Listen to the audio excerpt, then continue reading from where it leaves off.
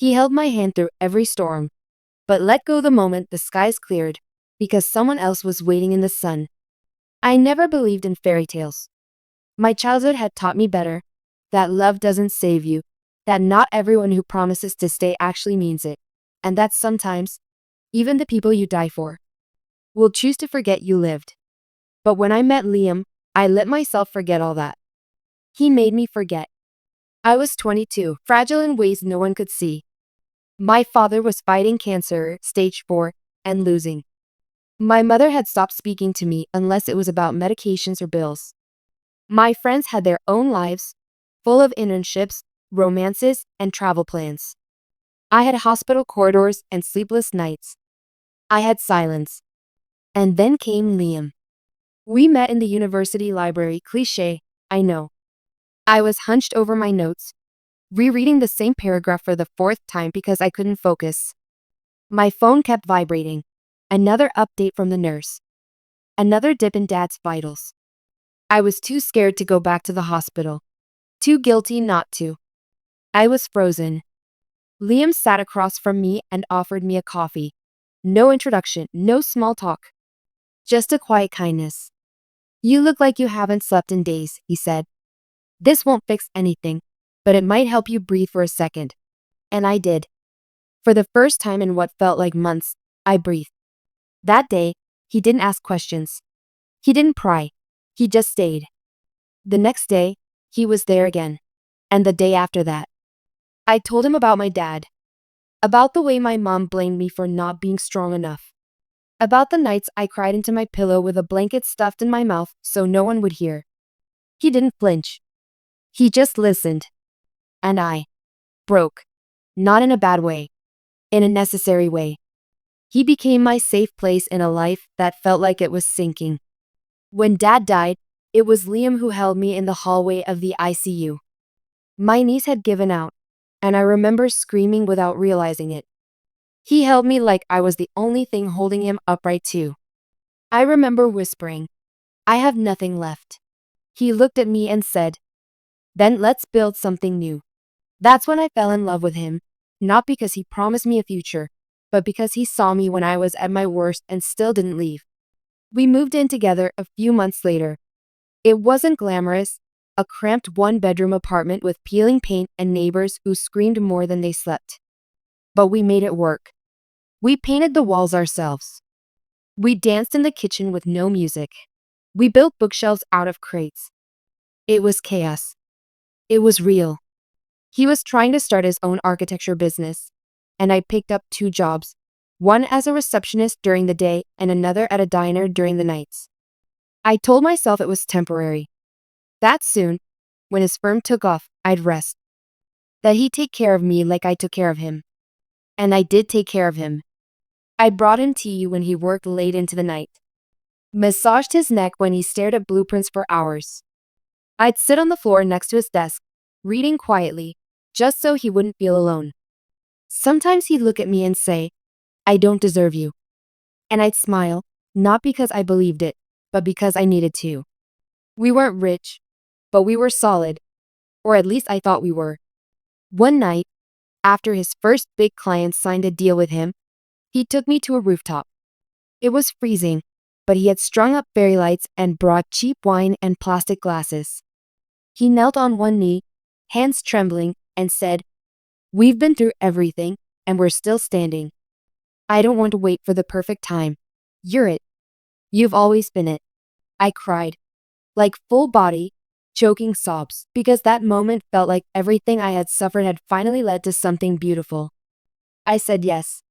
I would have said yes even if he had no ring, no plan, just that look in his eyes. For a while, it was good. Busy, but good. He was building a name. I was exhausted but hopeful. I thought that's what love meant, carrying each other through the hard parts. But slowly, the hard parts weren't ours anymore. They were mine. He started coming home later and later. Said it was meetings. Said it was networking. Said it was for us. At first, I believed him. I packed his suits for conferences. I rehearsed pitch lines with him. I covered shifts alone when he forgot our anniversary dinner. Because that's what you do when you love someone, right? But the signs grew louder.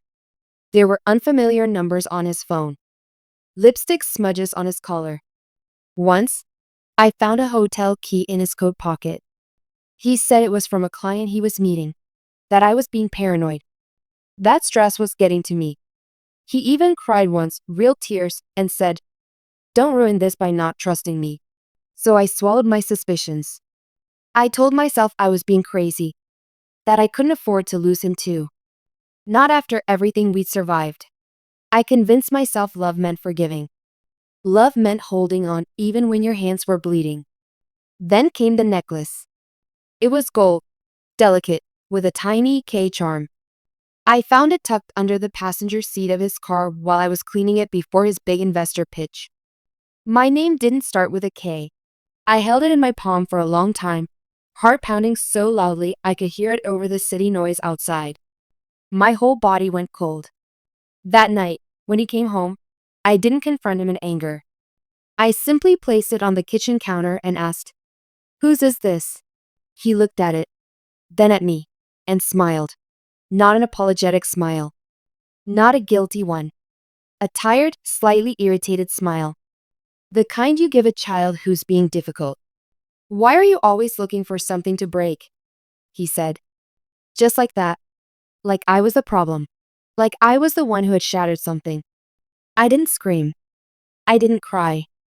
I just stood there, finally understanding something so bitter it made me shake. The storms had passed. His career was rising. His future looked golden. And I was no longer needed. He had held my hand through every storm. But the moment the skies cleared, he let go. Because someone else was already waiting in the sun. I didn't sleep that night. I lay in bed staring at the ceiling while Liam slept beside me like nothing had happened. His back was turned to me, peaceful, steady breaths, completely unaware that something in me had shattered beyond repair. At 3:17 a.m., I got up and sat in the bathroom, the lights off, clutching that gold necklace with the letter K like it was a piece of evidence in a murder case. Maybe it was. Maybe it had killed something in me, whatever was left of the girl who still believed he was good. I kept remembering everything. How he held me when my father died. How he called me his home. How he used to say I was the reason he could breathe. All of it suddenly felt like lies or worse, like truths he had outgrown. Because he didn't just betray me. He made me doubt me. I tried to be calm the next morning. I made coffee. Set out breakfast like it was any other day. He came out in a towel, still drying his hair, kissed my cheek like I wasn't slowly bleeding on the inside. "So, big meeting today," he said with a grin. I nodded. "You should wear the gray suit. Too serious. You're meeting her, right?" He paused. Just for a second, then smirked like I told a joke. "Don't do this." "Do what?" "Start a fight because you're insecure." There it was. The redirection. The gaslight. The trap. And I didn't take the bait this time. "I'm not starting a fight," I said quietly. "I'm acknowledging that I found a necklace in your car that doesn't belong to me. I'm acknowledging that you've been coming home late, smelling like someone else. And I'm acknowledging that I'm not stupid." He walked away muttering, "Jesus, you're so dramatic lately." But I followed. I needed to see his face when I said it. "Is it her?" I asked. "Is she the one you're building your new future with?" He turned around slowly. His expression softened, not with guilt, with pity. "Maybe I just want peace, Nora," he said. "Maybe I'm tired of carrying everything." Everything. That word echoed in my skull like a scream. Everything. Was that how he saw it? Me? Our history?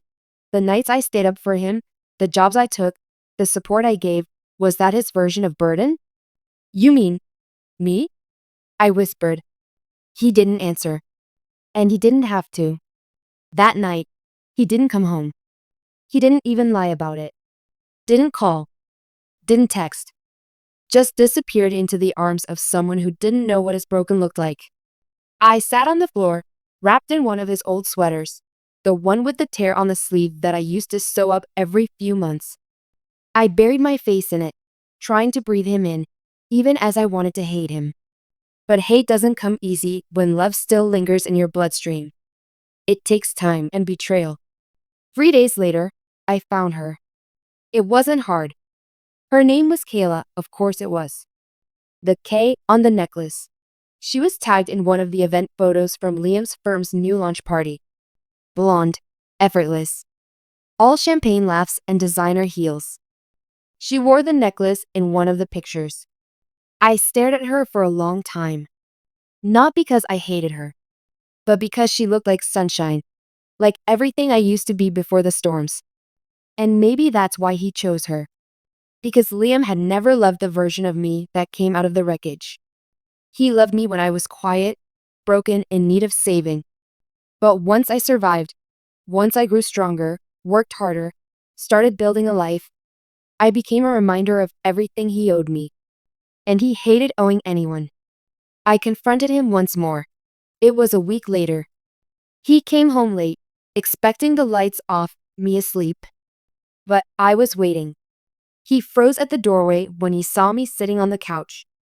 "You're still here," he said. "I live here." He looked around, uneasy. "We should talk." "Yeah," I said. "Let's." He sat across from me, fingers laced. Calm. Controlled. Like a man giving a presentation. "I think we both knew this was coming," he began. I didn't speak. He continued, "I've changed. We've both changed. And holding on just because we have history. It's not enough anymore. I don't want to hurt you, but I can't keep pretending we're still the same." "And who are you now?" I asked, voice sharp. "Someone who cheats?" He sighed. "Don't reduce this to that. It's not about Kayla." "Then what's it about?" He paused. "It's about peace," he said again. "About wanting to breathe without guilt. Without debt. I don't want to feel like I owe you my life anymore." There it was. The truth. He resented me. Resented that I had stood by him. That I had seen him weak. That our love had been born out of storms and suffering, not champagne and candlelight. He didn't want loyalty. He wanted ease. I left the apartment that night. Not because I was weak, but because I knew if I stayed one more second, I'd break something. And it wouldn't be a vase. I packed my things in silence. He watched, but said nothing. When I reached the door, I turned around one last time and said, "You didn't just betray me. You betrayed the woman who fought for you when you were nothing." He looked down. I walked out. But something inside me had changed. This wasn't grief anymore. It wasn't pain. It was a quiet, molten fury. The kind that sits in your bones and waits. I wasn't going to cry anymore. I wasn't going to beg. I wasn't going to make him see my worth. I was going to show him what it cost to throw away a woman like me. I moved into a small sublet over a flower shop. It smelled like lavender and rot, like something trying to be beautiful while still decaying inside. The apartment had no heat, no curtains, and barely enough space for my things. But for the first time in months, it was mine. No shared closets. No echoes of his footsteps. No trace of his cologne clinging to the pillows. Just silence. Cold, aching silence. But in that silence, I started to hear myself again. The first few days were the worst. I'd wake up at 2 a.m. reaching for someone who wasn't there. I'd make too much coffee, still thinking I was making it for two. I caught myself checking his location before remembering I had deleted him from everything. Grief isn't loud. It's quiet. It's in the way you fold your laundry. In the empty left side of the bed. In the way you forget and then remember all over again, 1,000 little deaths. But something strange began happening. I started watching myself. Not in a detached way. In a calculated way. I would look in the mirror and see the woman he left behind. Not the weak, broken thing he imagined, but the one who had been strong enough to carry him for years. And now, for the first time, she was learning how to carry herself. And I began to ask myself one question every single morning. What would hurt him the most? I didn't want to destroy him out of spite. No, this wasn't about revenge for the sake of drama. This was about balance. Because some men don't learn from guilt. They only learn from loss. And I was going to become the biggest loss of his life. First, I started with myself. I quit the diner job, the one I only kept to keep our lights on back then. I walked out during my shift, left the apron on the counter, and didn't look back.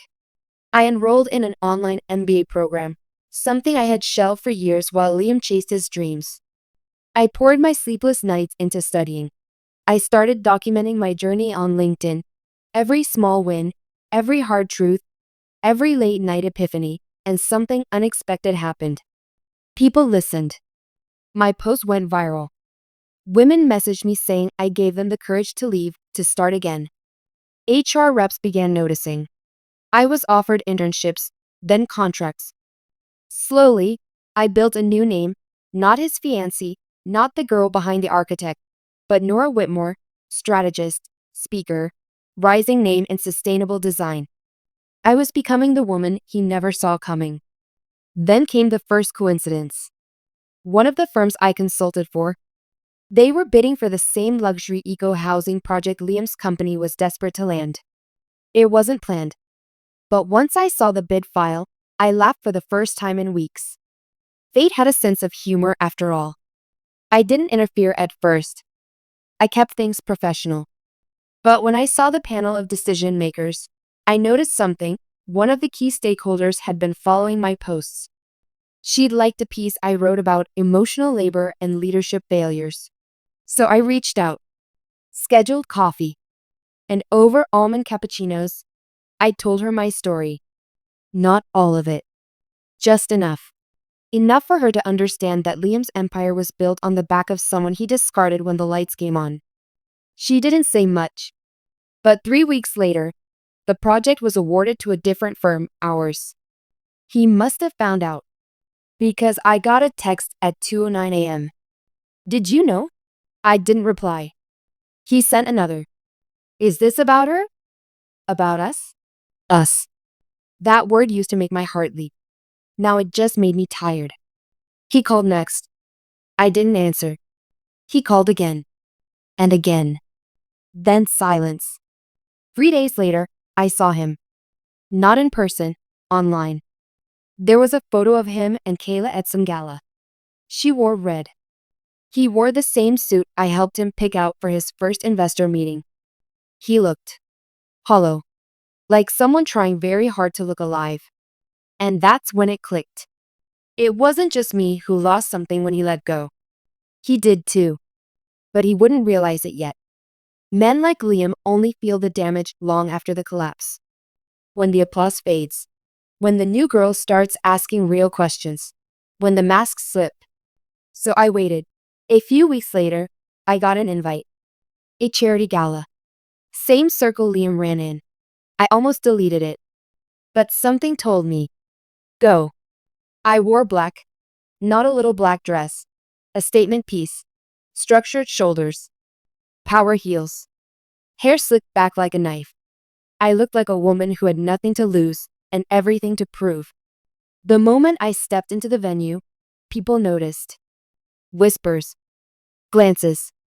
A few surprised gasps. And then, he saw me. Liam froze mid-conversation. His eyes scanned me top to bottom, like he couldn't decide if he was impressed or afraid. I smiled, the kind of smile that says, "You taught me to survive, even when you tried to bury me." He approached. Kayla wasn't with him. "Nora," he said softly. I turned, pretending to be surprised. "Liam, what a small city. You look like I survived?" I tilted my head. "Yeah, I tend to do that." He laughed awkwardly. "I've been meaning to talk to you." "I know. Can we?" "No," I held up my hand. "You had your moment. This is mine now." And I walked away, just like he did once. Only I didn't look back. That night, I got home and cried. Not because I missed him, but because I didn't. And that, more than anything, told me I was finally free. But freedom wasn't the end. No. It was just the beginning of the fire I was about to unleash. They say revenge is a dish best served cold. But no one ever talks about the planning. The patience. The discipline it takes to wait long enough for your silence to become more powerful than your screams. By now, I had built something, a name, a brand, a network. Not loud, but strong. I'd become a rising star in sustainable design strategy, with a voice people in the industry started to respect. The same people Liam once thought I was too sensitive or emotional to stand among. I didn't just want him to lose something. I wanted him to watch me thrive without him, with a kind of poise that made him question if I ever even needed him at all. But my revenge wasn't about showing up in better clothes or at better parties. It was going to be surgical, strategic, final. It started with a whisper. One of Liam's clients, a boutique real estate firm, had been struggling. Their last 3 campaigns failed. They'd spent millions on flashy presentations with zero conversion. I knew this because their marketing director followed my work.